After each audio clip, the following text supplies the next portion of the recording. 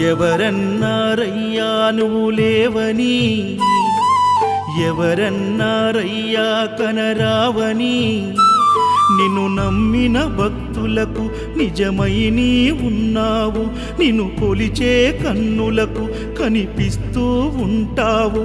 ఎవరేమన్నా అనుకున్నా నిన్ను మరవనయ్యా. శరణమయ్యప్ప స్వామి అయ్యప్ప, శరణాలు మరవలేను విడవలేను అయ్యప్ప.